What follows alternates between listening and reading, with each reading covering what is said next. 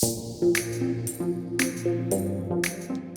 I'm Amy, and I'm going to talk to you about collaborative decision making.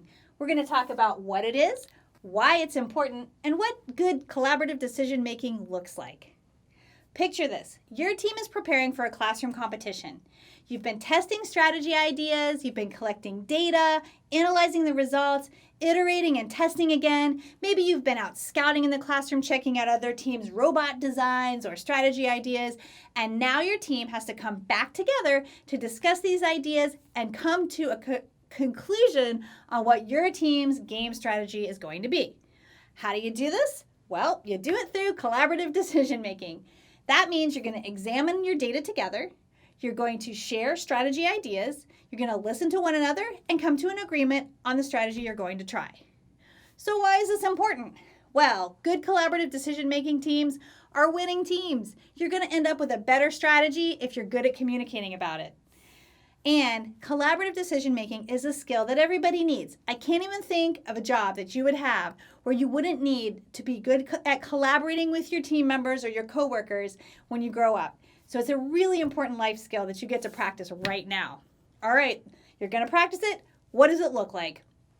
Well, each team member needs to listen actively to one another. Don't interrupt each other.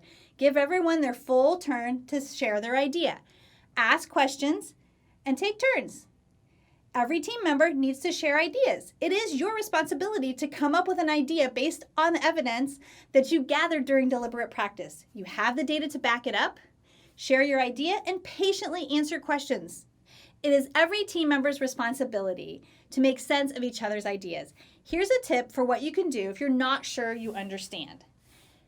Repeat back to someone the idea that you're not sure about. Try to explain it to the person whose idea it is. If you have it right, they'll tell you. If you don't, then you can ask questions until you do get it right. Keep going until you've really understood everything that everyone is trying to share. Your team is going to keep working at this until you come together to get a shared strategy, which is likely going to be a combination of team members' ideas, which is going to make your strategy stronger in the end. All right. What do you do if you can't come to an agreement? You don't need to worry about that. That's going to happen. You can solve this problem by disagreeing productively and disagreeing respectfully. Probably some of the very best strategies come out of when teams have to negotiate until they come to an agreement on a team strategy. That's okay. Just be sure that you're doing your disagreements respectfully. Use a calm and kind tone of voice.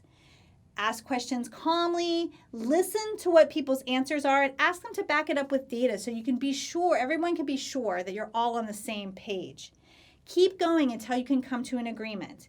It'll be fine as long as everybody comes to it in a spirit of open-mindedness and patience. And if you really, really can't come to an agreement, ask your teacher. I bet they'll have a way to help you out with that.